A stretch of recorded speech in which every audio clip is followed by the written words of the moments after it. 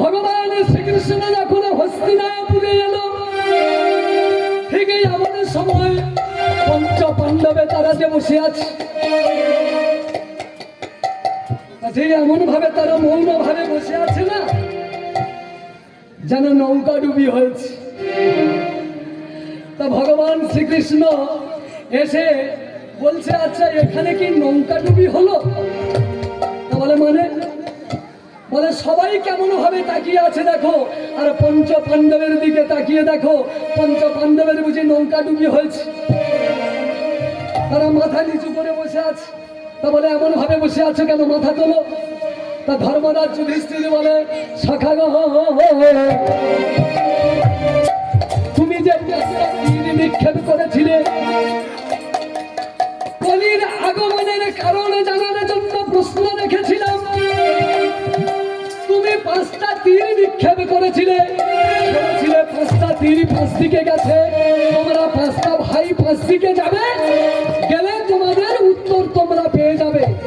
কিন্তু আমি যেতে যেতে কি দেখলাম জানো? বলে কি?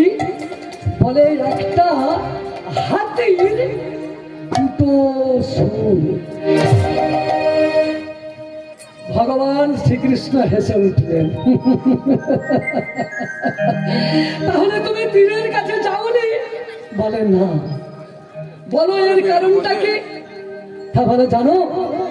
তবে শোনো, এটাই কলিযুগের সূচনা, কলিযুগে আগত। কলিযুগে এমনই ঘটবে, একটা মানুষের হবে 2টো মুখ। তাহলে সে কি? সেটা কি অসম্ভব? সেটা কি সম্ভব? এটা তো অসম্ভব, একটা মানুষের 2টো মুখ হতে পারে না। তা বলে কেন? কেন হতে পারে না? দেখবেন একটা মানুষের 2টো মুখ আছে, এখনো পর্যন্ত দেখা যায়। আপনারা দেখেননি? একটা মানুষের 2টো মুখ কেমন ভাবে? আপনি বিপদে পড়েছেন, এখনকার বিপদ মুক্ত করার জন্য তারা বসে আছে, প্রশাসনে যারা বসে আছে, তাই না? তাদের কাছে আপনি দৌড়ে গেলেন, বলে আচ্ছা ঠিক আছে ঠিক আছে, দেখছি কি করা যায়। আপনাকে সান্ত্বনা দিল, দিয়ে বলে কিছু পয়সা দিয়ে যাও, কিছু পয়সাও দিয়ে গেল। আবার যে অপরাধ করেছে সে আবার গেল, গেলে বলছে যে তুমি কেন এসেছো? বলে আমি এইটা ঘটিয়েই এসেছি, এখন কি করা যাবে? বলে আচ্ছা ঠিক আছে ঠিক আছে, দেখছি কি করা যায়, তবে এর জন্য কিছু লাগবে। তাহলে এও দিল, দুজনের কাছ থেকে খেলো, খেয়ে কাজ করবে কার? এইবার বলতে পারেন, এরও কাছ থেকে খেয়েছে, তারও কাছ থেকে খেয়েছে, একে সান্ত্বনা দিচ্ছে, তাকে সান্ত্বনা দিচ্ছে। তবে যার পাল্লা ভারী, যার বাড়ি দেখা যাবে ভোটের সংখ্যা বেশি, একমাত্র রেহাই পাবে সেই। ভোট সংখ্যা কম হলে রেহাই পাবে না, পাবে? ভোট সংখ্যা যেখানে সেখানেই হচ্ছে থাকবে বিচারটা, এছাড়া আর কলিযুগে বিচার নেই।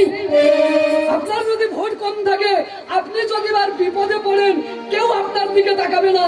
যেখানে বেশি ভোট পাওয়া যাবে না, সেখানেই গিয়ে দাঁড়াবে। তবে গো মা, এখানেই যারা রাজনীতি করছে, আমি তাদের কথা বলছি না। আমি কীর্তন করতে এসে রাজনীতির কথা বললে পিঠের চামড়া থাকবে, সেলাই করার জায়গা পাবে না। তবে ভগবানের কাছে যারা ভোট দিচ্ছে, নিত্য নৈমিত্য, সকাল হলে সন্ধ্যা হলে, দেখবেন মা, মঠ মন্দিরে যাবেন, সকালবেলা সন্ধ্যাবেলা যারা ওই ভগবান